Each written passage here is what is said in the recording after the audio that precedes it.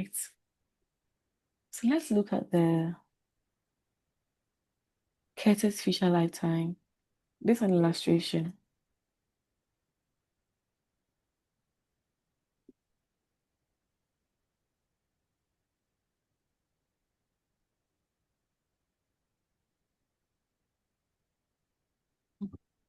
Consider a life age X at time 0,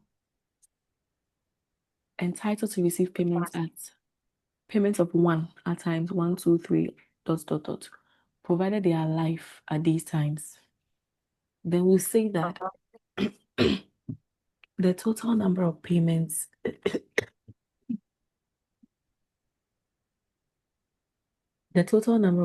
equals the number of whole years lived after time 0. This corresponds to the Curtis Fisher lifetime, Kx. So the probability function for k is equal to 0, 1, 2, where the probability of kx being equal to k is the probability that k is less than or equal to tx and is less than k plus 1. So it's just saying it's the probability that the Fisher lifetime tx is greater than or equal to k, but is less than k plus 1. Okay.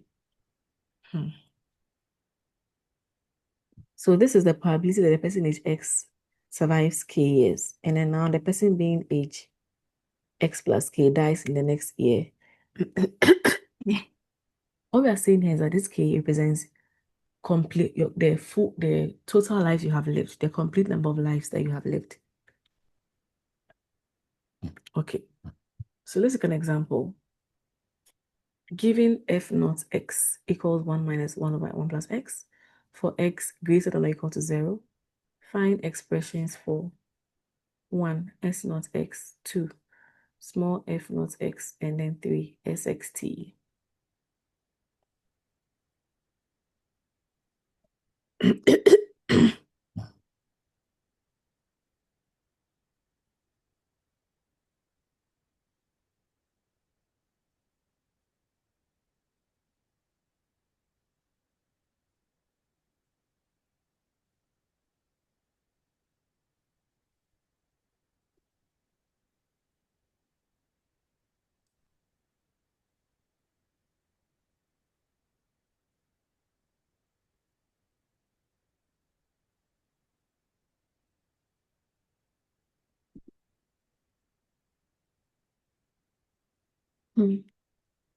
Right. So we have this, you want to find s naught x, f naught x, and sxt. And also calculate P20, 10 by 5, Q30. So let's do it together. But this if not still there, I don't do it.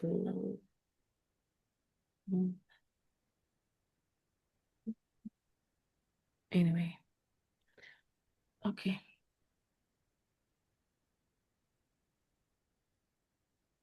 So for the first one, you know that s naught x is equal to 1 minus f naught x. Just because s naught x, um,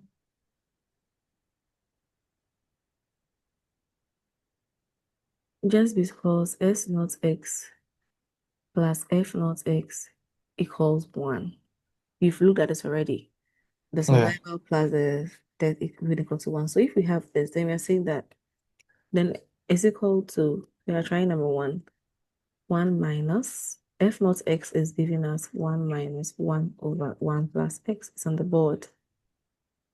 So this will further become, opening it up, we have 1 minus 1 plus 1 over 1 plus x.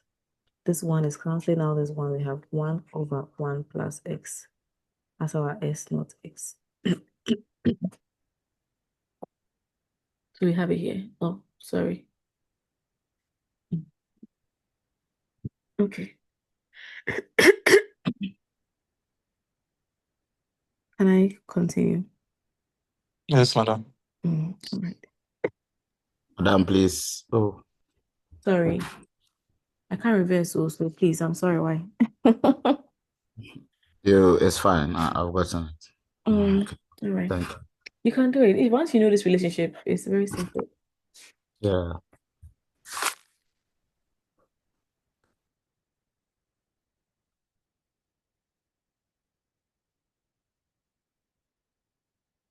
Okay. So the next thing I want to look at, I want to skip this. This is differentiation. I don't want to differentiate this. So can you guys should figure it out. If the f naught x is just the ddx of f naught x. Do you remember this from calculus? So therefore, for being able to differentiate that function over there, that's all you have to do. So ddx of 1 minus 1 over 1 plus x, which I don't want to do. Please kindly differentiate, find a way of differentiating this. And yeah, you have to use quotient rule and all of that. I don't want to do that. Please find a way of differentiating this. And then you have your answer for f naught x. Okay. I want to do number 3.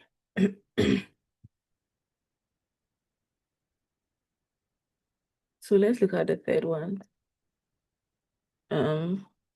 SXT. We know SXT is equal to what? S naught x plus t all over S naught x. And we've already found S naught x to be equal to 1 over 1 plus x. So what we do is we take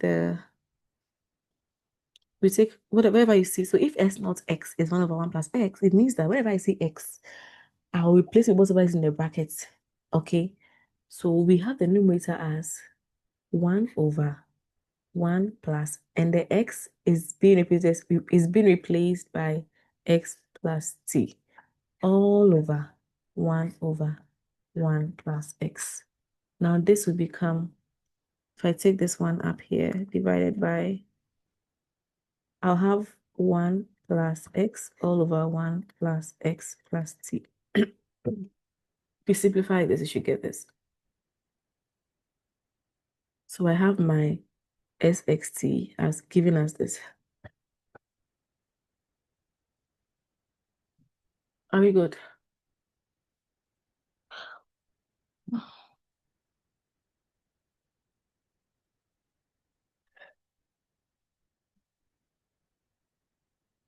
Yes, I'm feeling the board.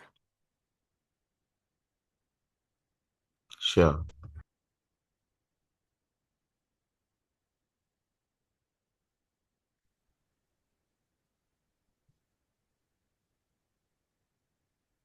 Now it's saying we should calculate, look at this part. We should calculate P20. So P20 is the same as S21. There's a 1 here, if you remember. So this is going to be equal to, you just solved SXT. We found SXT to be what? S naught. No, that was not it. We found it to be, hmm, hmm. We found it to be 1 plus x. Please, if you rewrote it, 1 plus x, verify for me, all over 1 plus x plus t. Was this it? This was it, yeah.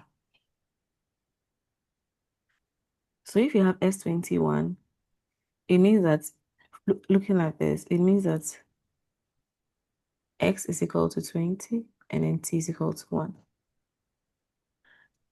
So we have here 1 plus 20 all over 1 plus 20 plus 1.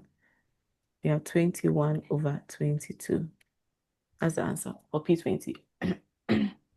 Madam, Yes. please, so the S naught of x, is it not the function that we found in the first one? So, I mean, I'm confused how, I've written them here. We had S naught x to be 1 over 1 plus x. We had okay, so, SXT to be equal to okay, 1 plus x over 1 plus x plus t. all right, I get it. Mm. Thank you. Okay, let's do number 2. Please, if you have a question, raise your hand and ask. We are moving on.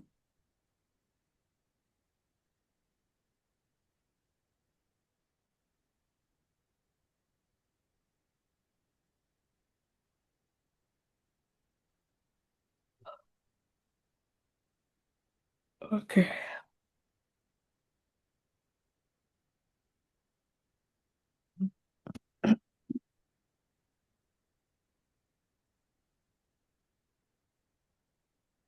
Number 2 says 10 bar 5 kill 30. How do I write this? This should be equal to. We still have to write this in newborn forms. Or can I write it in the? I think I can write it in the survival form. I can. So this is the probability the person a person age 30 survives 10 more years minus the person age 30 surviving 15 more years. Because the person is age 30 will survive 10 years, but he will die in the next 5 years. So that probability the person age 30 surviving 15 more years must be taken out. Okay. So if I have this, then I can say that I'll use this one, SXT. SXT is the same as the PXT. Okay, so I'm going to have this as X is, in this case, X is 30, T is 10. So I have 1 plus 30 over 1 plus 30 plus 10 minus 1 plus 30 over 1 plus 30 plus 15. So what does this give me? I don't have my calculator is not working. If someone has a calculator, kindly do the first part for me. So this is giving me 31 over 41 minus 31 over 46.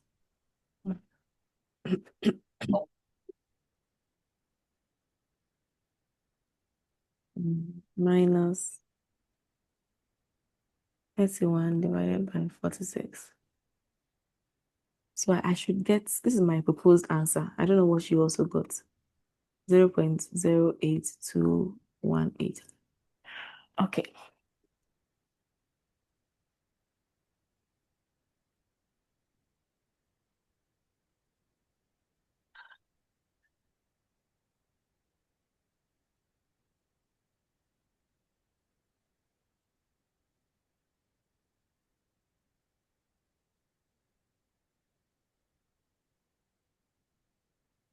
Okay. Can I move on? Yes, madam.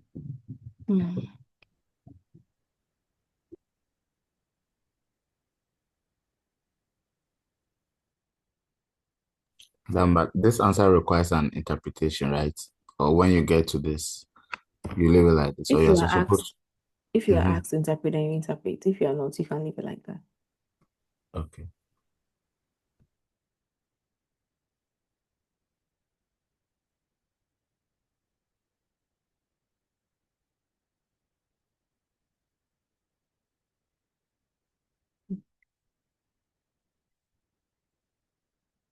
So this is what we just did. The differentiation, this is what they had, 1 over 1 plus x squared. So you can take notes. If you are trying your own, then you compare. Yeah, this is what we just solved together. Okay. All right. Live tables. I've mentioned that I've given you a link as to where you can go and watch it. So please do well to do that.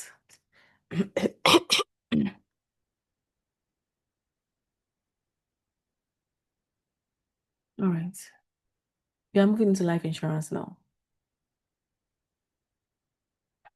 So I would like someone to start reading for me.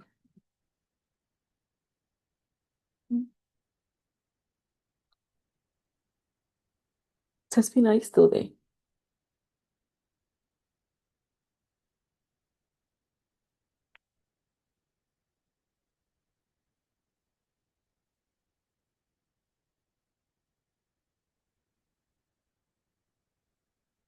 Okay. All right. So then I'll just talk about it since no one is reading. So life insurance is just a contract between two people. The And first person. and insured. Hello, madam. Yes, Tespina.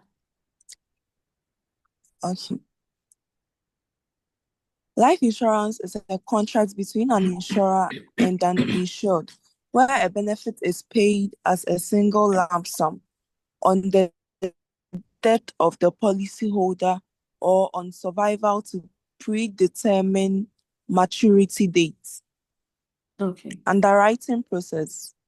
Underwriting involves collecting and evaluating information about the applicant to one, classify potential policyholders into broadly homogeneous risk categories, to assess whether an additional premium is required for applicants whose risk factors suggest that standard rates would be inadequate. Okay.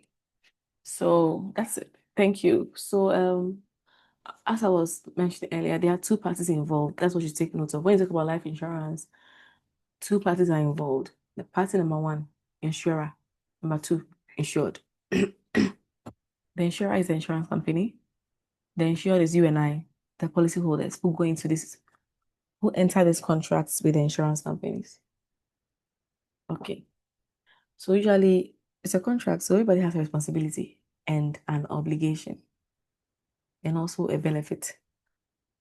For the insurer, their responsibility is to pay you a sum assured when either it's time the contract matures or when you die. And for the insured, your responsibility is to pay premiums to the insurance company. So you're going to pay regular premiums or one-time premium to the insurance company so that you'll be eligible for the lump sum benefits. Okay.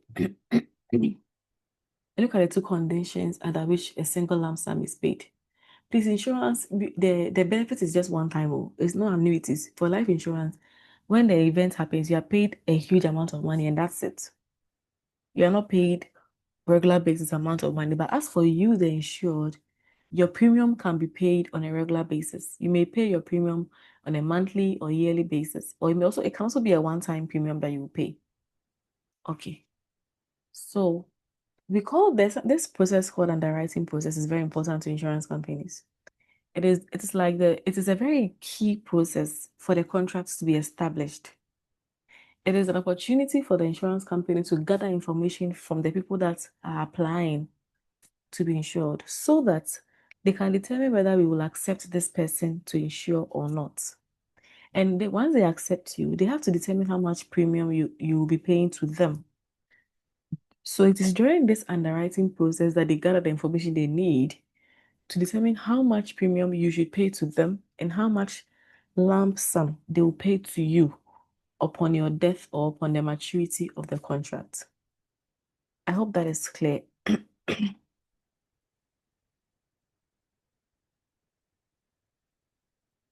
Okay.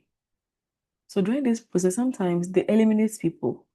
During the underwriting process, if you are too much of a high risk person, they will not accept to insure you. Let's say you have a terminal disease, or let's say you have a very bad healthy lifestyle. You drink, drive, you do those things. They may not insure you because they will consider you a high risk applicant. And some people too, sometimes they will accept you, but they will put you in a high risk zone. And once they do that, you'll pay very big premiums. Yeah, sometimes too, you are a normal life, so they'll put you in the normal life category. Then they also have preferred lives. We'll get into that. Preferred life are the lives that most insurance companies want because those are people who have lives that have very low risk. So, yeah, so when they are assessing you, these are some of the information they'll take from you: your age, your gender, whether you have some smoking habits, occupation, what work do you do, dangerous hobbies, people like to go skydiving and all those things. They'll take all that information and any personal and family health history too. They may do a medical examination. So sometimes they'll send you over to their own medical person to do a medical examination so they can get more information about you. Yeah.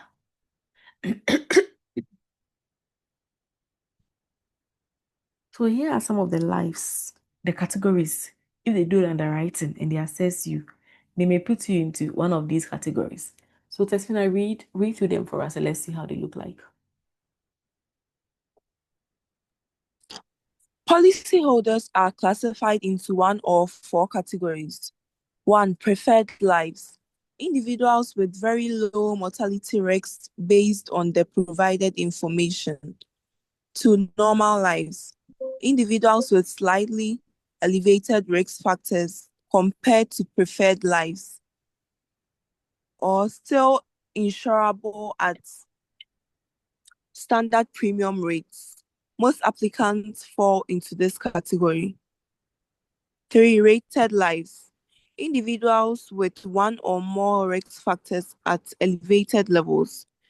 Insurable but require a higher premium. Example, a family history of heart disease. Four, uninsurable lives. Individuals with extremely high risks.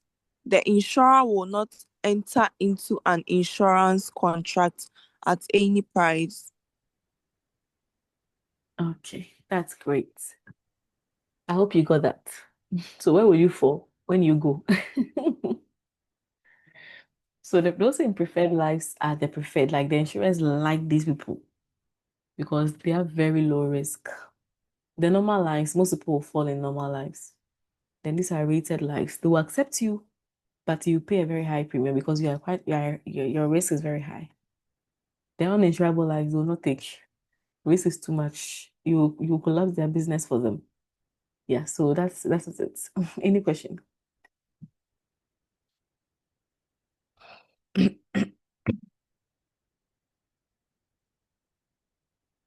All right, let's move on.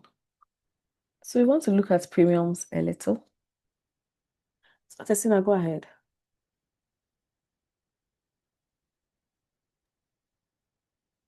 Premiums. Premium payments. A life insurance policy may involve a single premium payable at the outset of the contract or a regular series of premiums payable as long as the policyholder survives, possibly with a fixed end date. Regular premiums are generally level amounts throughout the contract term. Payment frequencies include annual, semi-annual, quarterly, monthly, or weekly. Monthly premiums are most common. All premiums are paid at the start of each period. Okay. All right. So I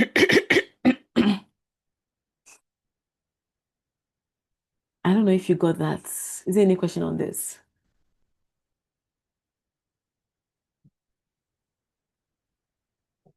Remember, No, I madam. mentioned that. All right, that's good. Okay. So usually a premium validates paying the premium validates the contract. So most insurance companies, the contract will not take off until the first premium has been paid. And remember, I said that it could be just one premium or a regular series of premiums that you pay. And it could also be quarterly, it could be monthly, whichever according to the contract, how it is agreed. Okay, Stefina. Types of life insurance. Traditional life insurance products. Term insurance provides a benefit on death within a specified time. Whole life insurance provides a benefit on death whenever it occurs. Endowment insurance provides a benefit either on death or at the end of a specified time, whichever occurs first. Term insurance pays a lump sum on death of the policyholder, provided it occurs before the end of the term. Helps policyholders provide for dependents in case of early death. Variants: level term insurance, fixed sum insured and level premiums. Decreasing term insurance, sum insured and premiums decrease over time. Okay.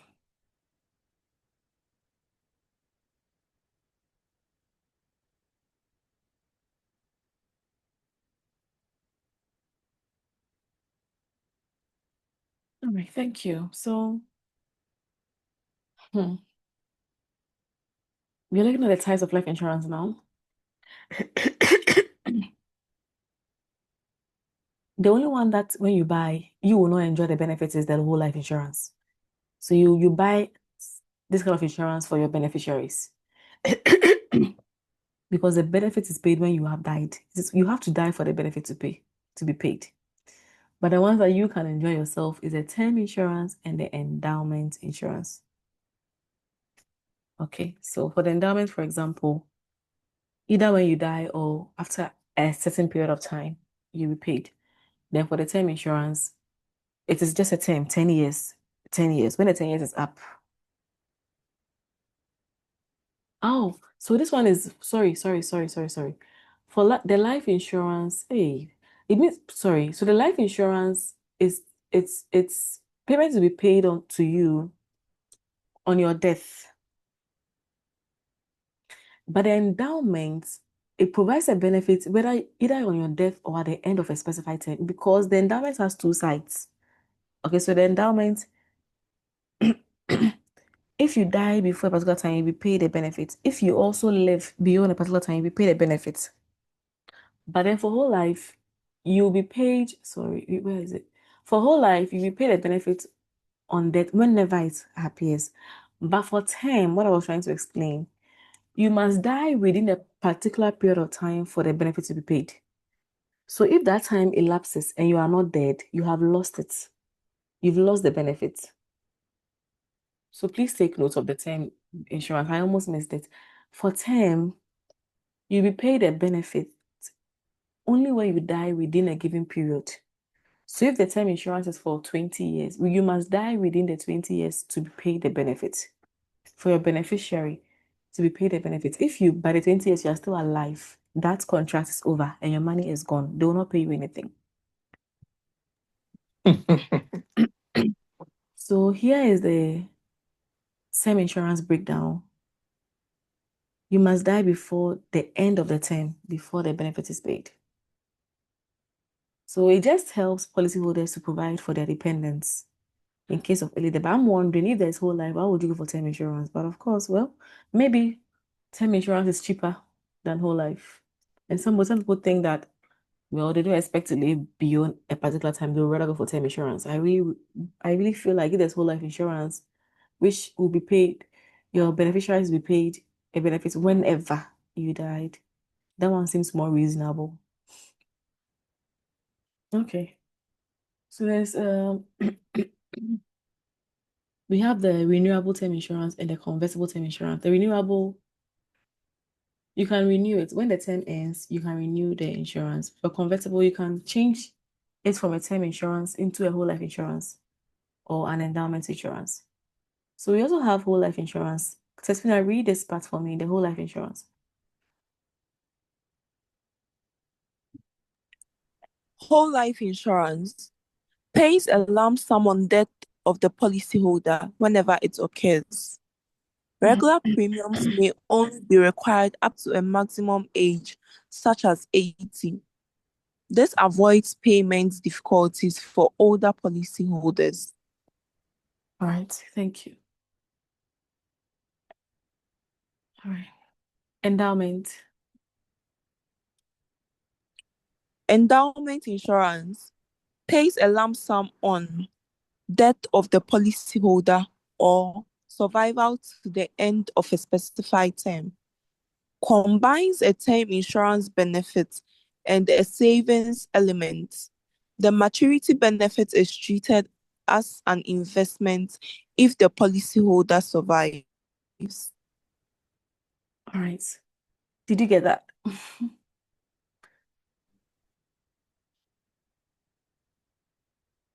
So for endowments, there's a term is given, there's a time frame given, but within that time frame, whether you die or you survive, you be paid.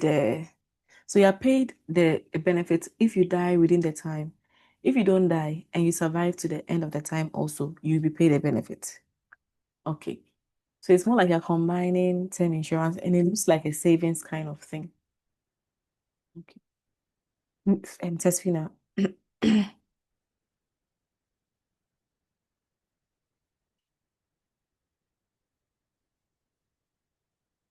Tesfina, please read it.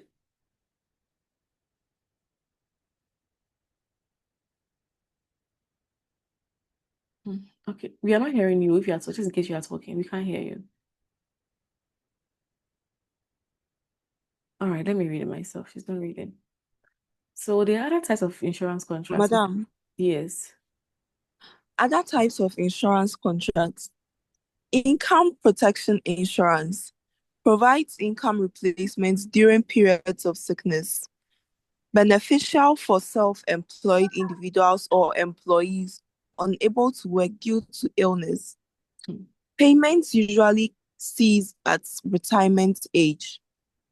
Critical illness insurance covers significant expenses associated with severe illness, example, cancer, heart disease. Pays a lump sum benefit upon diagnosis of a covered condition. Long-term care insurance covers costs of care in old age when independent living is no longer possible. Okay, thank you. Is there any question on this?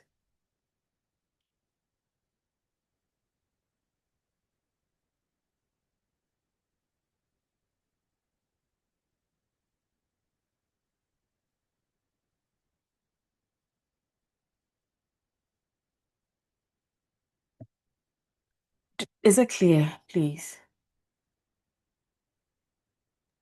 Yes, madam. Okay, thank you.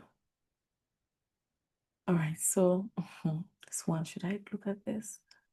Anyway,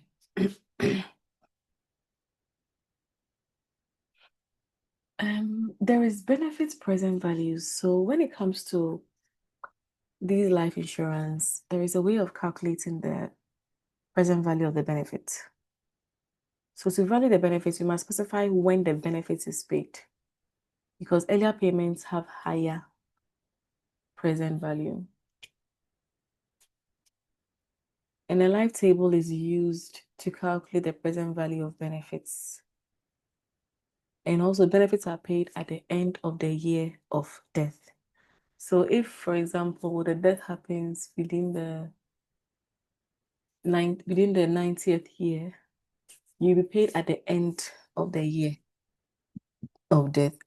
So we are saying that if death occurs between ages x plus k and age x plus k plus 1, the benefit is paid at k plus 1. Okay. So let me use real figures.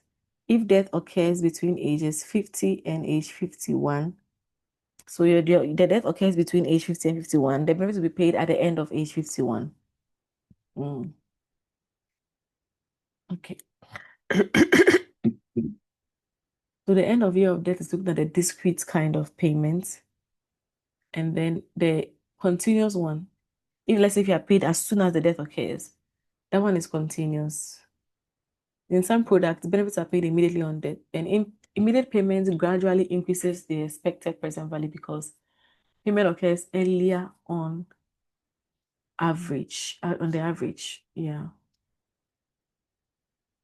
So we'll be focusing on the discrete one, the discrete payments.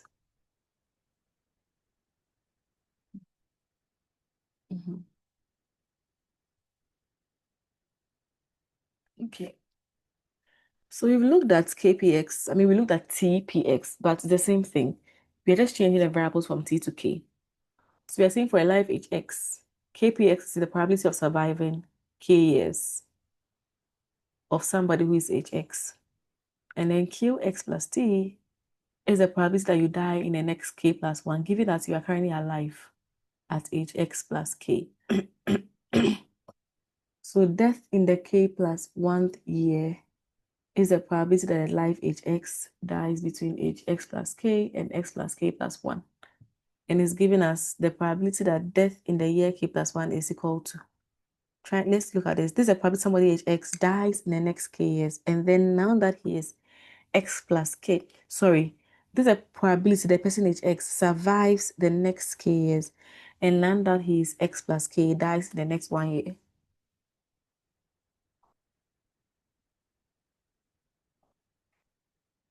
So you survive K full years, then you die during the next year. Got an example here. Suppose we have kill 50 and it's given as 0.004 and kill 51 given as 0.0045. Then we say that what? P50 is of course 1 minus kill 50 because P50 plus kill 50 should give you 1. So P50 is equal to 1 minus kill 50 and that should be equal to 0.1 minus 0.004. So it's equal to 0.996. So find the death probabilities in death in year 1. That is the probability that a person age. The probability the person age 50 dies in the next 1 year. I don't know why we did it this way. I don't think this was necessary. I don't think this thing was. I want to correct it. We are considering someone age 50. So if you want to know the probability the person age 50 dies in the next year, it's simply kill 50. That's all. It's just this. Which is equal to 0.004. Don't forget about this. It's going to be confusing. It's simply somebody age 50 dying in the next 1 year, and that's 0.004 already given here. That's it. So what about if the person dies in the next 2 years? So you're looking at a person age 50, that's somebody age 50, survives 1 year, and then now age 51 dies in the next 1 year. Okay. So of course that's going to give you, we have P50 given here as 0.996 times kill 51 is given as 0.0045. It's on the board. This is kill 51. Okay. So you can multiply these two and get your answer here as 0.004482. Yeah. Are we good?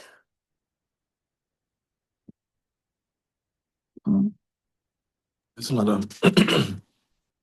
All right.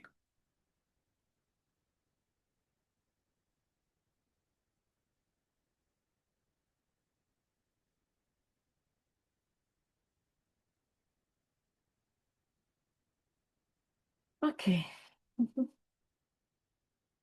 So if death occurs in the year K plus 1, the benefit is paid at time K plus 1 because you're going to pay the benefit at the end of the year.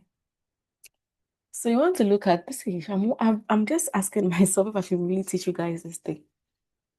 I don't know.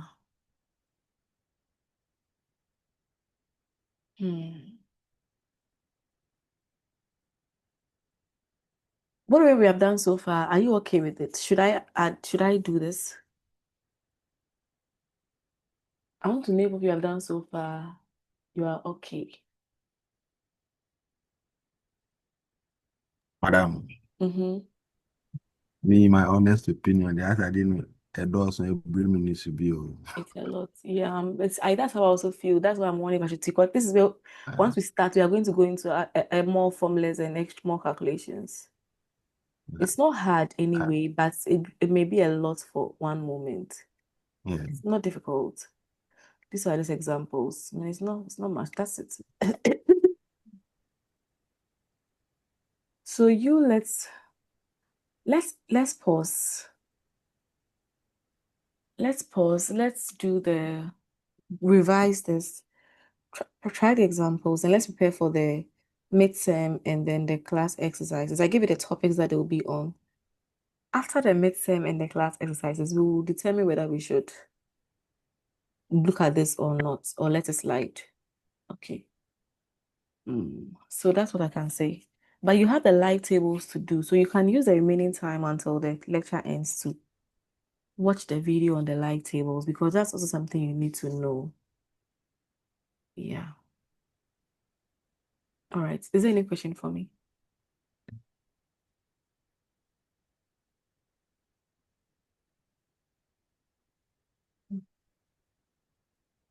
Madam, do you have some past questions available?